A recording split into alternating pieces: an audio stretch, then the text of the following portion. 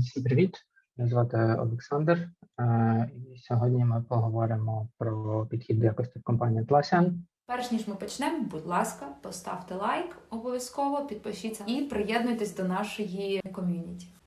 Я вам переключусь на англійську. Okay, so today we will talk a bit about approach to quality in Atlassian, about shift left and quality engineering in general. I'm already working in Atlassian for 6+ years. I was working with a few different products. Currently, I'm working with Jira team. And let's see what we will be talking today about. So we'll have a short intro for setting the stage, like about some prehistory of this approach, about general namings and so on. So the following slides will be more familiar to you. Then we will talk a bit about quality assistance and shift left. What is it? What are the main features of it, and so on. Next part will be quality engineers, what they're doing, who are they, how is this done, and so on. As well, we will have an overview over the Atlassian quality process and over activities we are doing like during our day-to-day work. As well, I'll show you some challenges of such approach, which can be sometimes pretty tricky when you will try to implement, let's say, in your company, this model. And then we will have a slot for Q&A. So if you will have any questions, so write them down and we will have an opportunity to talk about that at the end. And I think I'll try to make it around 30 to 45 minutes, depends how it will go. So introduction, I'll start from like some prehistory, how this idea appeared in general. So it was kind of evolution, right? So if you think about traditional waterfall approach, so first dev teams are developing stuff. Then when it's done, it's moved to testing phase, testers starting to test, some bugs are discovered that's reported back to development teams. And at the end of testing, when all bugs are fixed, we are releasing. But in reality, due to different reasons, sometimes this release date is moved, or we are too late with development, or bug fix is moving slowly, or we are finding a lot of bugs, and we need to release somewhere in the middle of testing. So we need to take a compromise to shift the release date if it's possible, or to release what we have and provide bug fix in following releases. In the worst case scenario, like we are so late with development, so we have no time for testing in bug fix, and it's a big problem for us, right? So in Agile, it in theory looks a bit different. So we should be developing, testers should be testing, there should be communication between them, like short loops, and there should be bug fix, and at the end we are releasing the stuff. In reality, it's more often looks like there is some initial stage of development, then we started to test the stuff, bugs are coming back to dev teams, we're doing bug fix, and then we are releasing. But again, if we have some delays, some not predicted bugs, problems, and so on, then we need to release somewhere in the middle of testing, or not all bugs are fixed, and so on. So having all those problems coming through, so Atlassian started to think like, what if developers could test their own work? And when developer says that this story or this ticket, whatever, like feature is done, we are ready to release it immediately. We don't need to wait for other stages. So development done, we can release it, right? And it was the beginning of this approach. And here is the main like difference of QA versus QA, right? So quality assurance stands for testing, right? So we have testers which are testing the stuff, and quality assistance is another approach which stands for coaching devs on testing, like to invest into developers so they can test better, and quality engineers like QAs can focus on other stuff. But we'll talk about that a little bit later. So disclaimer, this approach is used in Atlassian for at least 9 years, maybe a bit longer, and it's constantly changing, right? So all those approaches, techniques, duties I will be showing later in following slides, it's not written in stone, right? So we are trying to adapt every, I don't know, half a year, we're changing something, trying new approaches, new tools, and so on. And important disclaimer number 2, so this process is well adopted in data center products. And this is a part of business where we are doing our products like Jira, Confluence, Bitbucket, Bamboo, Crowd. And those are not cloud ones. Those are data center where clients are taking our products and then they installing that on their premises, right? In their labs or in their own private cloud and so on. So here the price of a bug is really high because once bug is released, we cannot simply fix it in client's application because it's already there, it's already installed there, and they need to reinstall it and they need to have maintenance windows for that and so on. So that's why, like in this model of business, in that part, we started to think like how can we avoid those bugs to be found by clients and how to find those by us. Another like disclaimer number 3, quality engineers, you will be seeing this naming later in slides. So in Atlassian, every QA, let's say QA is like international naming for tester. So those folks are called QEs, stands for quality engineers. That's why, because we are working very close with dev teams, with engineering, but I'll show it in a moment. So quality assistance, right? So what is shift left and what is quality assistance about? So quick intro, so shift left, when you will take a look on development lifecycle, so starting from analysis, designs, and we are writing code, creating features, deploying services, and we are testing those. Then we deploying it to a client, and then we are monitoring that, maintaining that somehow. It depends on your product. And the whole idea behind the shift left is to move this testing phase, which you see here now. We are trying to shift it as much left as possible, like to include testing and quality discussions into development, into design, into analysis phases, and so on. So why shift left? Why should we do that at all? So there are like a few main reasons for that. First one is like reduce costs. So earlier you find a bug, cheaper it is for you. So you don't need to release the bug, you don't need to pay for support, you don't need to suffer like from your client's feedback and so on. So you find it within development, you fix it, done. And you have less bugs on later stages, right? So you don't need to do rework because rework is probably the most expensive one thing in development, right? Another reason is higher efficiency.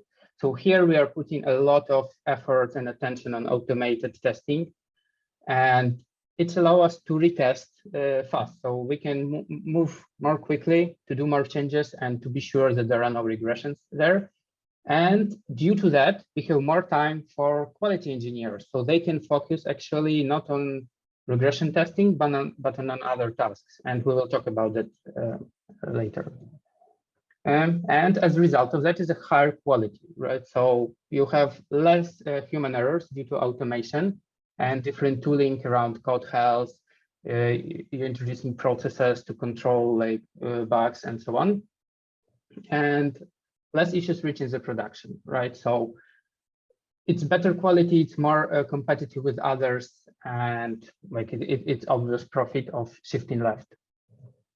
So what are the main principles of quality assistance? So to implement that, you need to have those principles. And the first one is that quality is owned by the whole team. It's a very important point here, because in some models of development, there is this like bias that there are testers somewhere, there is a team of testers who will be testing the stuff after me. And I'm as developer, I'm just doing the stuff, I'm writing cool code, then I'm giving that, and fingers crossed, no one will turn me any bugs, right? Here, we are working heavily on the mindset of every team member, including developer, QE, UX designer, project manager, support engineer. So everyone is owning that quality. So it is not only responsibility of testers like to test, so everyone should think about quality. And it's probably the biggest challenge in this approach, right? To make this cultural shift. Another principle is quality is built into the product. So while designing features and thinking about how to develop the product, we are trying to add features which increase, for example, maintainability or supportability of the product. So better logs, features that self-service for clients. So they are not reaching to us with their problems. The product helps them to resolve their problems, right? So health checks, warnings, whatever can raise the happiness of the client and reduce the amount of potential errors. Third one is prevention instead of detection, right? So we do not want to find bugs in no matter when, like inside our organization within testing or in production. So client will come to us and say, oh, you have a bug. We want to prevent those bugs, and we're pushing heavily on that. So do as much as you can, like on preventing issues, and we will talk as well, like how to do that. Another very important point here is scaling development, right? So quality assistance allows you to remove QAs and testers to be a bottleneck in your organization. So a good example, you have a team, for example, of 10 developers who are writing code, creating features, and then you have a team of, let's say, 5 testers or 7 testers who are testing the stuff after them. They're writing automated tests and so on. And then, for example, your company is getting investment and you're starting another team of 10 devs. And then what, right? You then need to hire another team of 5 or 7 QAs, right? To support them to test the code after they produce. And in this position, testers may become a bottleneck, right? So if you're increasing your dev mass and amount of code which is reaching master or production is increasing, you need to have a bigger capacity for testing, right? And this approach of quality assistance allows you to be like free of this problem and to scale as much as you can. And the last but not least is a culture, right? So what I was saying about shared responsibility. So we need to work hard on building the culture of being responsible for every piece of our product and the quality of this piece, not depending, is it internal one or external one? Is it a feature or is it a build pipeline in our CI or documentation? No matter, like there should be a culture across the company. So we're doing as much as we can to make our product better. So summing it up a bit, so this quality assistance approach is a good choice for organizations and companies when you need a high level of quality, when you're ready to invest into that, when prevention instead of detection is vital for you. So as I said, so in our model of products, in data center products, once you release something, client downloaded it, install it, if there is a bug there, like everyone who downloaded it will have that bug. Like it's very expensive, so we should prevent this bug instead of finding that. It's like too late. Quick team scaling, if you're going like to grow your company fast, so this is a good approach as well. Like it will allow you to grow faster without bottlenecks. And it's a really good choice for product companies. From another hand, this approach is not it's not a silver bullet, it's not perfect. It may be challenging for some organizations. So if you're working in a company who works with compliance industries like healthcare, finance, government, where you have some regulations, some requirements for strict documentation, sign-offs, separate independent testers, whatever, it will be hard to implement that model, right? Rapidly changing cloud products, where you are pushing like very fast to production and you have a privilege of fast fixes, right? So in cloud, if you fix a bug, like it's fixed for everyone, right? Companies with strict separation of developers and QAs, right? So there are organizations where you have like 3 teams of devs, and then you're just have contractors from another part of the world with testers. So some companies are doing that on purpose, right? So when you are dragging in independent testers, and it will be very hard to build this model. So let's talk a bit about those guys, those quality engineers. So what they are doing actually. First important thing, we are embedded into dev teams. So in every product, there are like multiple dev teams, and majority of those teams have quality engineer. And that quality engineer is absolutely the same person, like a team member as anyone else. We are attending all rituals like plannings, dailies, retrospectives, roadmap plannings, team events, whatever. So we're working closely with the dev team on day-to-day basis, but at the same time, we are part of the QE team. So we are living like double life, like within the company. So at the same time, I'm a member of a team, right, of a dev team who is working on some part of a product and features. But from another hand, I'm a member of QE team where we have our own team lead, where we have QEs from different products, right? So, and from different geolocations. So it allows us to cooperate like on cross-team level. So even within our product, let's say within Jira, there are like multiple QEs, and when we operate on this level of QE team, I'm able to chat with QEs to discuss problems which are in different parts of products than I'm working. And at the same time, I am able to talk with QEs from Bitbucket, from Confluence, and so on. And we are sharing approaches, problems, solutions, trends with them, which helps us to raise like the quality overall of our all products. So some companies have analog of this, and it's called like QE Guild. So it's a very, very similar approach to it. And within this group, we have own initiatives, own projects.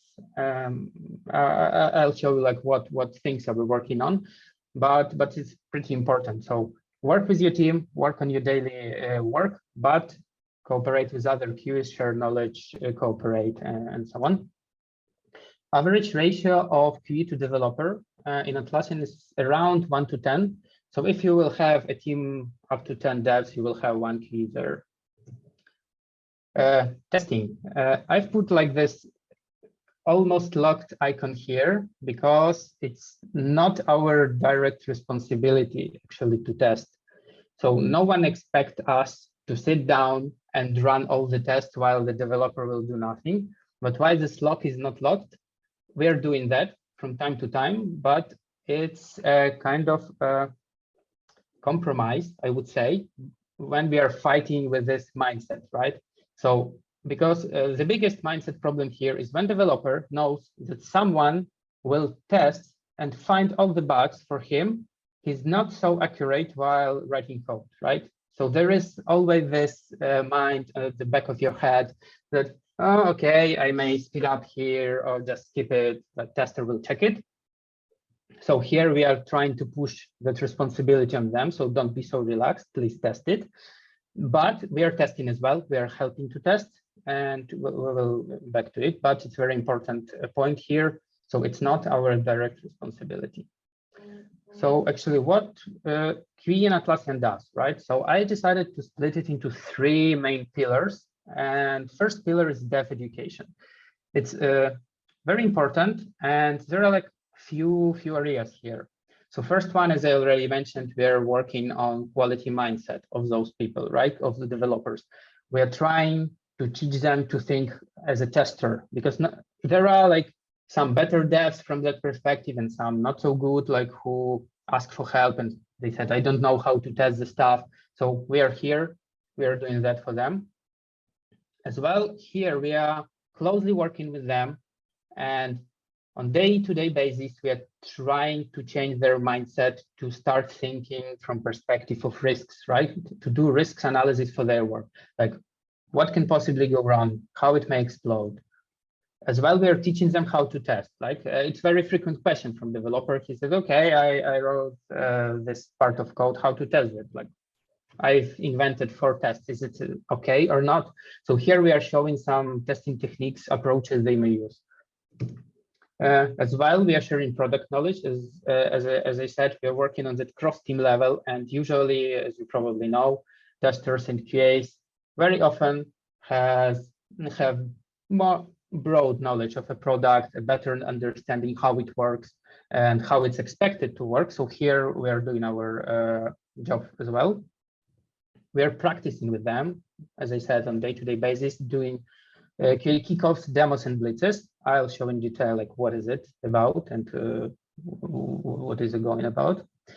And we are preparing and facilitating workshops and trainings like on testing, on performance testing, on risk analysis, and so on and so on. So this part is about teaching others within an organization how to become a better tester, even if they are perfect coders, for example, right? Second pillar here is dev support. So actually here main goal, like in the first pillar, we were teaching them how to test, and here we actually helping them to test better by creating tools and different stuff. So what is under this umbrella of dev support, right? So we are creating testing tools, testing frameworks, which will speed up, or creating new types of testing which are missing now. And usually we are doing that and then handing over to dev teams, right? So they are taking the responsibility over it. We're working heavily on test coverage, code quality, static code analysis, and all possible toolings and rules and culture about code quality, right? So how to speed up code reviews, some reminders, inline code coverage, in pull requests, and so on. So we are working on that. Creation of environments, right? So ideally, you should have like one-click test environment, and we are working on that. So developers have this opportunity to do that. And it includes like different, matrices. So here we have environment with Java 8, with Java 11, Java 17. Here we have Oracle, Postgres, and here you can have, I don't know, like Edge and Firefox and on Windows, for example, right? So we are working on such tooling, so developer can just click checkboxes and like in minutes have this environment to test his own stuff. Yeah, and tooling around managing that environments. We are working on data sets and data generators as well. And actually anything that may speed up or make the life and testing and development better, right? So it may be some small script, some Slack bot, whatever you detected as a problem in your team, you are free to write any tool or support your team, like create a new one, bring existing one, adopt it, create process, done. Third pillar here is quality assistance itself, right? So we're trying to improve quality of the whole product. And here we are looking a bit higher. So we are tracking the success of quality activities and their state. We will be looking on those activities in 5 minutes. And we're doing quality health monitors. It's periodical activities where we are running a play with each team where they're trying to assess their level of quality according to different attributes, like how they're okay with sharing responsibility. Are they doing good? Are they going like okay with automated testing? Are they okay with amount of manual testing they need? Are there any problems with performance testing and so on? So we have a list of attributes. We are trying to assess every team periodically, and we are trying to improve, right, the state of quality health in every team. We are defining and tracking metrics. So we are saying to our organizations that, okay, those like 6 or 7 or 10 metrics with like bug rate, amount of incidents, like amount of reopens, amount of like new bugs and so on, regressions and so on and so on. Sometimes we are defining our own metrics, like percentage of successful builds and so on. And we are tracking those. We're building dashboards. We are setting up alerts. So everyone within organization and within team was aware, like how are we doing from perspective of quality? Where are we good? Where are we not so good? Defect analysis. So we are reviewing bugs, their amount, their components, where or pieces of product where those bugs are happening. Are there any trends? And we are raising that to dev team, saying, okay, recently we have too many bugs in logging, so probably we need to review our tests or improve something there, right? Very similar to that is support analysis. So we have a part of organization who works closely with client, like support engineers. And when client reaches the support, they create in a ticket. And we are reviewing those tickets from time to time. So we're looking, what are the root causes, why those clients are reaching us? Maybe we can do something so they will be happy by themselves, or those are bugs or missing features, or there are any trends there. So we are doing those analysis as well and bringing it to the whole organization to show and discuss. We're heavily working on preventive strategies and doing retrospective. So as we notice, like raise of bug count or PARs, like post-incident review. So any incident happens, we need to run an PAR to find the root cause and define preventive action, so we won't have this problem again ever. As well, we are monitoring a bit processes within team and maybe cross-team cooperation. And if we are seeing that, for example, support is not so effectively communicate with dev teams, we may be that bridge who will come to the first team, to the second team and say, okay, folks, due to your bad communication, we introduced 3 bugs like the last 2 months. So please, let's do something, create a meeting, Slack channel, whatever to improve. So we are watching process overall. And as the last step here, we are trying to observe our own this quality assistance process and to think, is it still good? Is something missing or something is outdated? And we are trying to change it as well. So to sum it up, so 3 base pillars. So dev education by educating developers and making better testers from them. Dev support, it's about tooling, tests, frameworks, scripts, environments, data, whatever, like more technical stuff. And quality assistance is like tracking metrics, preventive actions, analysis, ideas, and so on, reporting.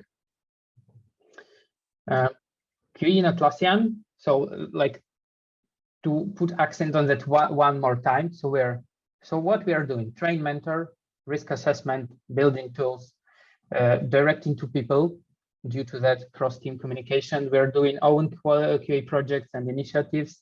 We're working as reviewers, sometimes in code reviews, on project reviews, on documentation, on whatever is needed. And we're working on battle plans during incidents, for example. And what we are not doing explicitly, we're not testing only. So we're doing testing, but it's not only our responsibility, not the single one. And a very important thing here. So what is our ultimate goal as a QE? So every role in an organization, in a team, has its own goal, right? And our ultimate goal is become redundant and disappear from the team. So this is our ultimate goal. So I'm joining a team. I'm finding gaps and problems. I'm coaching people, helping them with tools, helping them with knowledge. And when, according to our measures and feelings, we see that this team is okay, they are able to do like produce code and features and product of a high quality without me. So it's a time to take a decision that they already have this quality gene in this team. And then we can move this QE to another team, for example, to a new team which appeared or to another team which had no QE to do the same work there. And again and again and again, it's a maybe sounds weird, but like our ultimate goal is to make ourselves not needed, right? But I haven't made the situation when there will be no work for us, because we always have a lot of work, like on tooling, educating people, finding problems, and so on.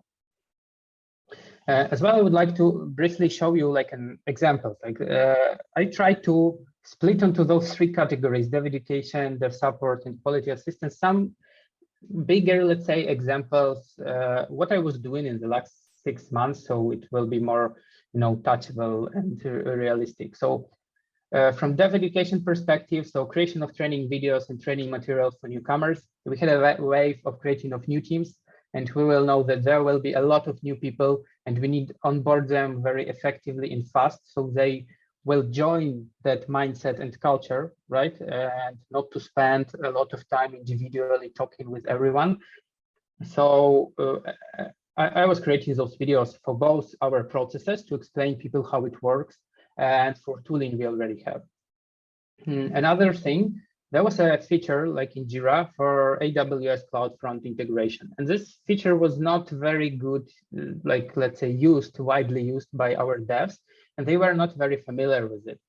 So they needed someone who will be as a pioneer, who will explain them how to test it properly and how to ensure that it works, right, when they're doing changes in it. So it was like, let's say, my task to test it, create how-to, and spread it across dev teams. So now everyone who needs that knowledge can get it. As well, like creation of a knowledge portal where we are accumulating all those how-tos and spreading knowledge. So, for example, that newcomer or existing dev can just go into a single place and find all how-tos related to Jira, for example, or to Jira testing or Jira performance testing, whatever. Dev support. Here, for example, I was adding automatic results judgment to performance tests, right? So we had a clustered environment where performance tests were executed, but it required manual review of report, and it was annoying and time consuming, and devs were not so keen to do that. Sometimes they were like skipping that. So adding automatic judgment made them very happy. Dataset as code data generator. So current data generator we have requires like, clicking, selecting, and waiting and clicking again. So devs would love to see something as dataset described in a code. So you can say, I need that amount of users, of issues, or whatever, and just hit a single button and wait, right? So it's pretty cool solution for having something described in code. Another example is tool for measuring health of the CI. So we have a pretty big CI with a lot of CI plans and jobs, and we need a tool which can tell us how are we doing as an organization with CI, where we have problems. And this tool actually getting all those statistics and visualize the results, like for success rate, it detects flaky tests. That's interesting. One last example of executed test count control. So actually, when you have a flow of green builds, let's say, for your plan, CI plan, and it appears that sometimes due to unwanted change in code, someone may comment, for example, some tests, right? So this feature was going through all green build runs, and it was checking if in the consequent build run, the amount of executed test is not smaller than in previous one. And if it's smaller greatly, then it will raise an error, right? Yeah, another example with an asterisk is tool for fast spinning environments, which I was talking before, like on different databases and with different predefined data sets. It wasn't created like right now in the last 6 months, but still it's a good example of what QE team was doing like during the dev support like stream. Quality assistance, creation of the testing plan. So we were starting Jira 9 big platform release, and there was need for someone who will coordinate all the testing efforts across multiple teams and will monitor how is it going and creating some tasks and defining risks. And yeah, it was one of my responsibilities in the time. Yeah, researching potential performance bottlenecks as well. So, for example, our PMs came to us and says, now we want to spend nearly 6 months on performance. So how can we know what to fix first, right? So then we are organizing some activities like engineering weeks, whatever, to work on that, hunting for that problem. Then we are preparing the results and mitigation plan, saying that, okay, here and here we have bottlenecks and it will be good to fix it, for example, better than there and there. Yeah, and last one, introduction of monitoring. For example, we have internal instances of our product, and there was a need to introduce like alerting over the monitoring. So if something is wrong, it will send an alert, and the dev teams should react on that. So it's half technical and half process, right? So we need to introduce something like, let's say, Slack bot with alerting, but from another hand, we need to agree with all dev teams so they can use it and they are obliged to use it, right? Yeah. Okay, so we have our past, so let's move on. Quality process, right? So how does it look like? So if we will take a look on our SDLC for Atlassian, like from planning to done, there are like various steps there. And now we will be going one by one. The first one is planning stage. And what is important here is that we as QEs are heavily involved into the planning stage, right? So we always are contributing to roadmap plannings, feature starts, and so on. So after planning, when we know what scope we will be doing as a team, there is a QA kickoff or quality kickoff stage when a team actually starting or preparing to write a code, right? So what is it about? It's usually a paired activity, but some teams, they're doing it in a bigger group of people, so it may be QE and few devs. So it's happening always before the development. So when you're getting the scope of the feature and developer is going to start writing his part of this feature, it's taking like some story to the sprint. So kickoff should happen before the development. We're doing the composition and heuristics play and using quality cards for that. I will show it in the next slide, but it's not like a golden rule to use the quality cards. It's just one of the tools which help us to understand like what is the problem behind this feature. We're discussing risks, test ideas, what can possibly go wrong, where can be bugs, and how we may break it. We're also discussing how to test it manually, what exists in automated testing in that area, what coverage do we have, what new tests we need to add, and so on. So we're discussing that on the kickoff stage. And we are producing testing notes. And yeah, as I said, quality cards, we have an online service with few decks of virtual cards, and it looks like that. So when you click like on kickoff cards, you have multiple cards with set of questions. When you are going one-to-one, taking into the context feature you are going to work, at the end, you have a pretty big list of testing notes and potential bugs, problems, and understanding. What are you doing? Why are you doing? You can get input from QA, another developer, knowing like what may go wrong and how you should test it and what tests you need to write, right?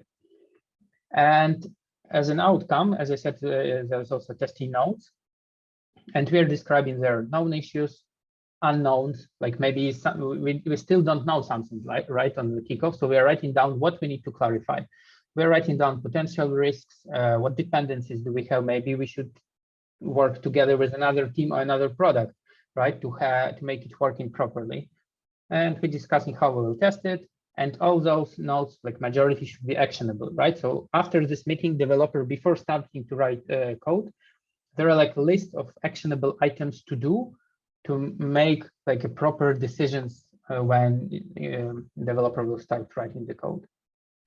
After that, actually, implementation phase is started.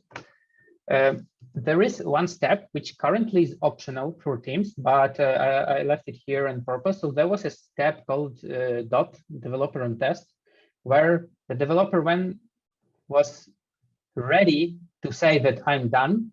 So there was another developer from the same team who was trying to break, right? Trying to test. Now we excluded that step from the process actually due to that mindset reasons, which I mentioned in the before, right? So if you have in the back of your head an idea that someone will double check it for you, then you're started to be relaxed a bit. After actually implementation, there is a quality demo, QA demo stage. And what is it about? It's very important. It's not a testing session, right? So all the testing and all the checks should already be done by a developer. During quality demo, like developer usually explain what was done, showing it a bit, but still it's not a testing session. It's like a small demo. We are even testing notes from the kickoff. You may take a look on code review comments, any other comments on ticket, on Confluence pages, whatever we have related to the story. We are discussing shortly code changes which were done at the end, where like some unknowns, unexpected changes, and so on. But it's not a code review, right? It should be already done. We are looking on what testing was done and automation which was written for that.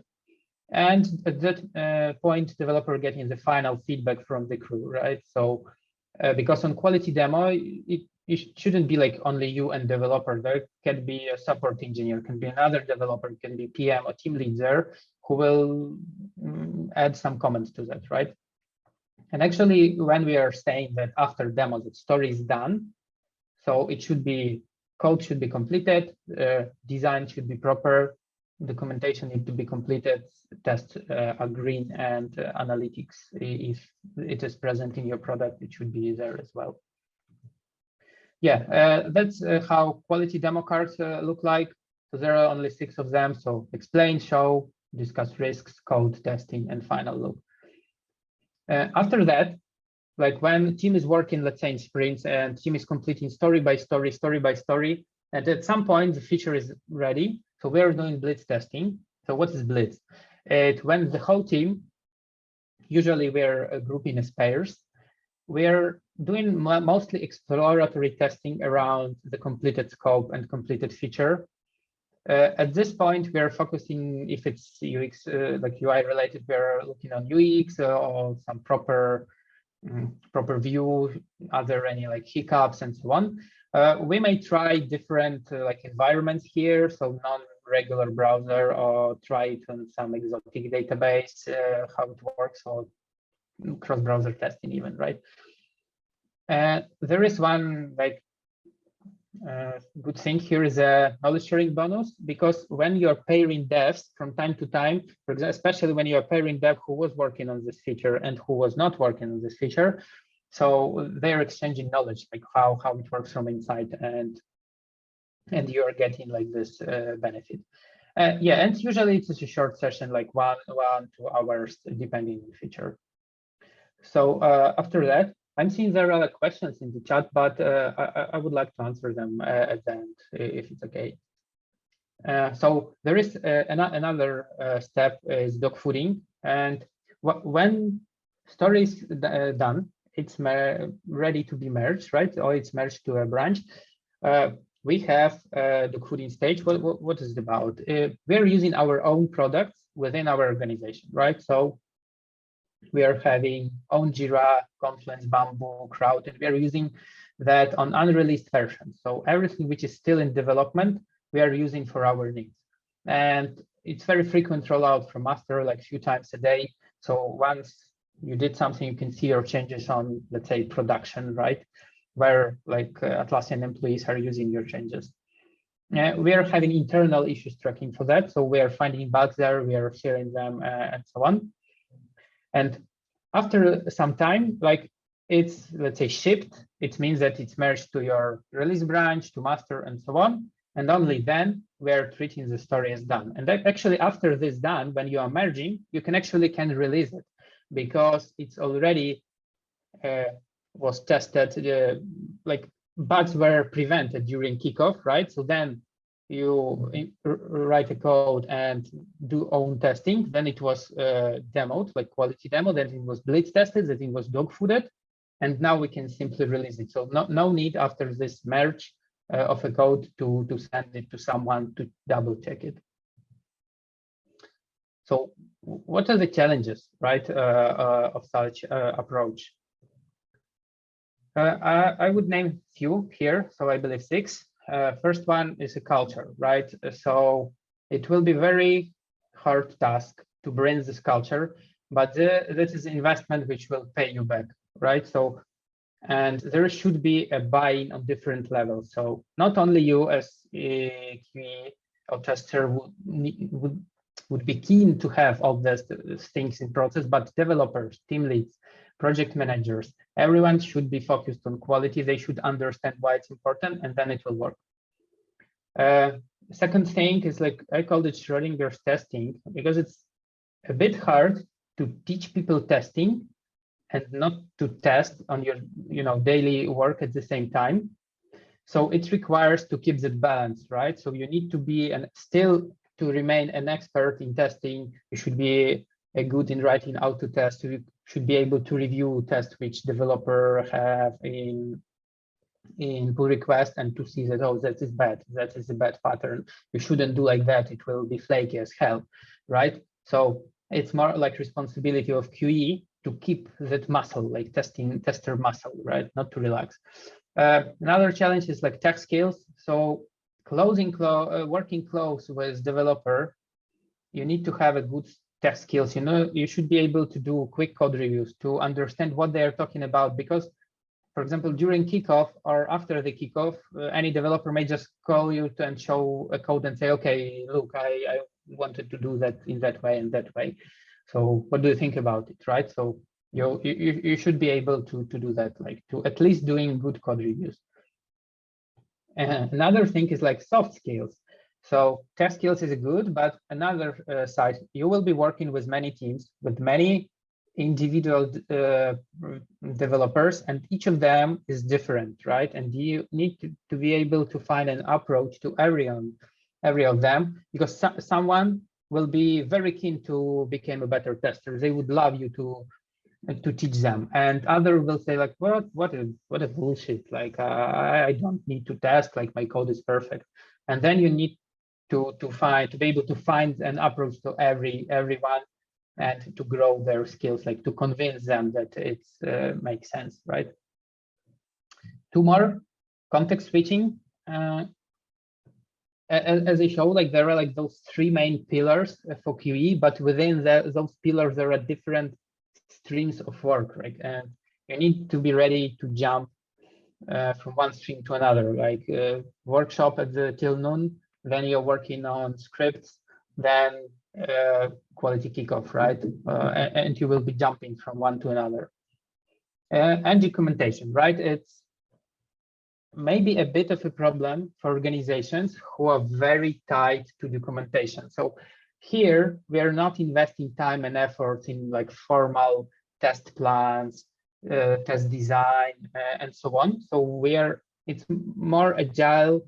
We are adapting to every team. Some teams are keeping documentation on Confluence. Someone is okay to keep it in Jira tickets, and so on. You know, you need to be flexible, and it's maybe a bit again connected to the culture, right? Oh, okay. One more. Bugs will still be there, and yeah. So it's not as I said, it's not a silver bullet, and you need to be clear with your team and with yourself that yes, you can prevent a lot of bugs. It's hard to measure how many bugs you prevented, because it's hard to find the metrics how many bugs didn't reach the production, but they will still happen, and incidents will still happen, right? So let's do a quick summary. So shift left, right? So try to move your testing as much to the left as you can. Culture, so quality is owned by the whole team, not only by you, not only by testers, by the whole team, by everyone. It's shared. Three base pillars: dev education, dev support, and quality assistance, right?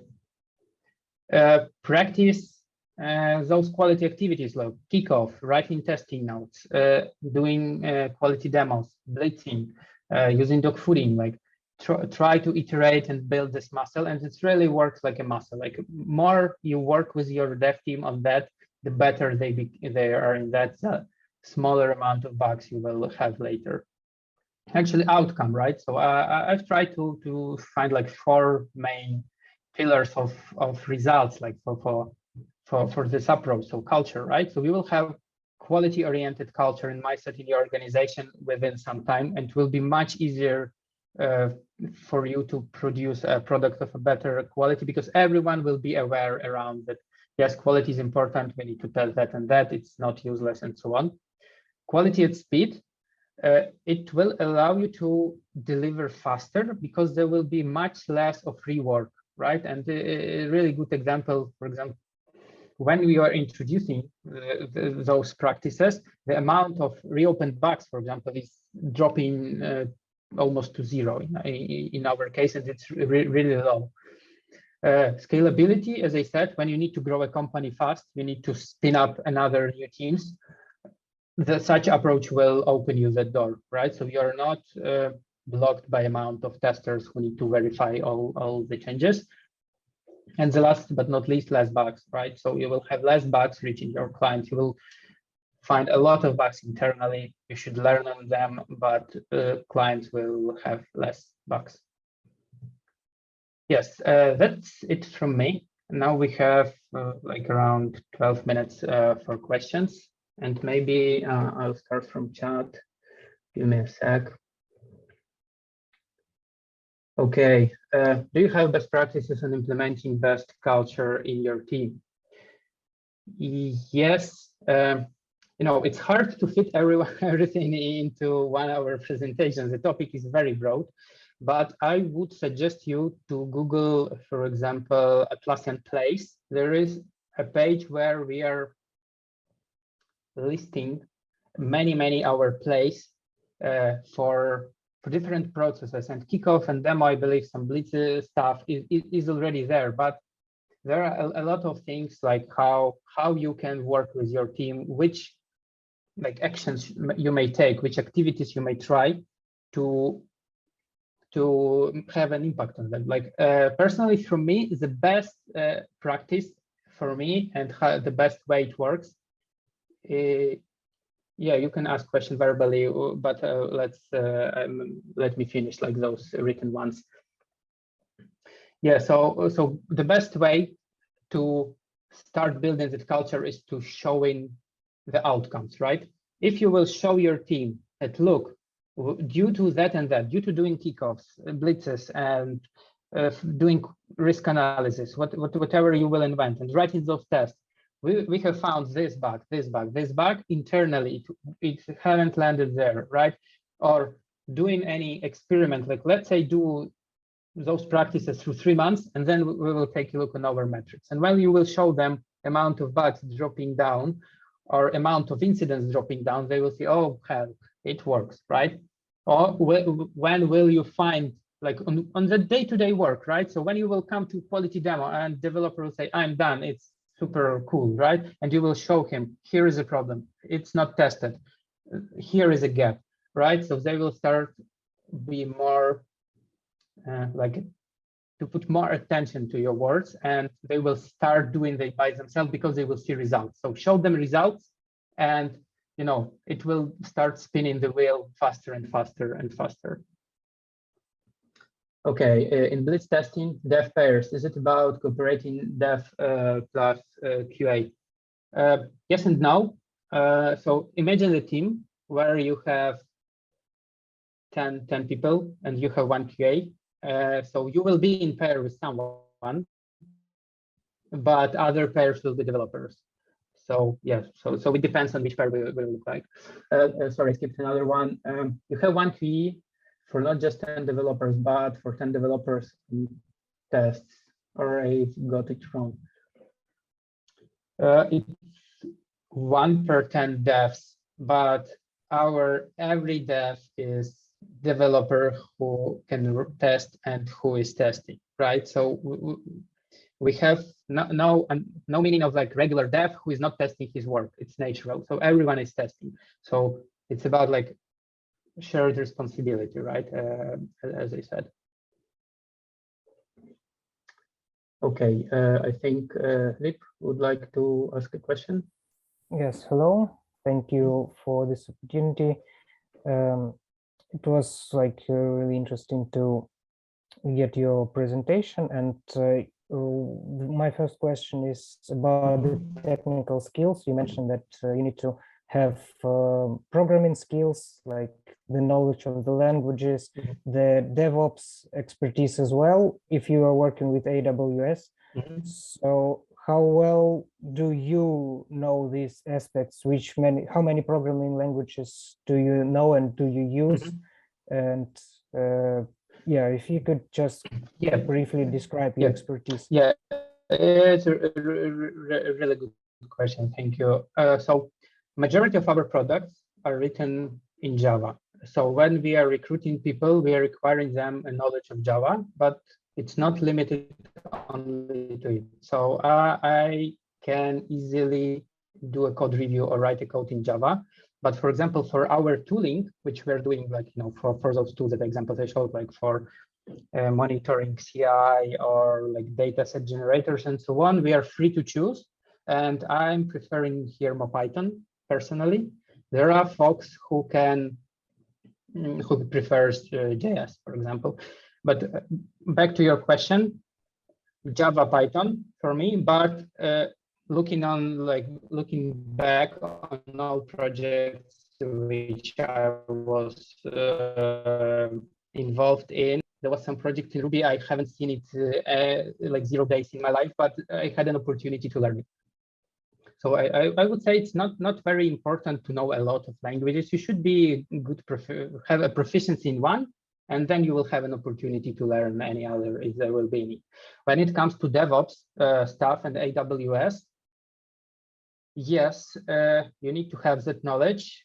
And when I joined Atlassian, I have no such opportunities to work with AWS before. But now I use it on a daily basis, and we have trainings and so on. So it's up to you to decide, like, for sure, you cannot be expert in everything, but you, like, in the best case for QE, you should touch the ground everywhere, right? Maybe one more like disclaimer, I have a very strong like network administration and Linux background. So before starting my QA career, like for 4 years, I was a network administrator, and like I'm really confident with all the networking, DevOps, Linux stuff. Thank you. Thank you for your answers, because yeah, I'm definitely not, don't have this technical background, and I'm only starting to learn automation. So I think I'll be starting with JS, and then probably experiencing more, because yes, JS is a good choice. For JS, you may have a lot of available frameworks, like for automation, for performance, and you can even do like scripting. If it's front-end JS or back-end JS, you can learn both, and I think it will be enough. It all depends on the product, right? So for me, working here when we have all our products Java, not knowing Java is like useless, you know. So it was like a requirement, but in another product, it may be not needed at all. Okay, thank you. Yep. No worries. Another one. What book about improvement of test processes in teams you may advise? Oh, okay. I'm not sure about book. I believe those folks are having a book. Is there any way I can share links later? It's a question to organizer. Can I share like some notes?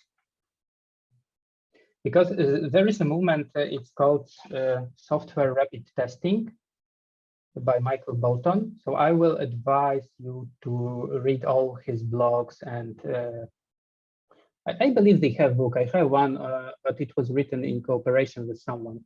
But rapid software testing, they're pushing a lot. Okay, yeah. So I will try to find a link to that if there will be possibility to share, and I will share a link. But you may Google for Michael Bolton rapid software testing.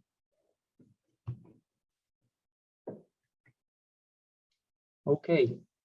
Any other questions?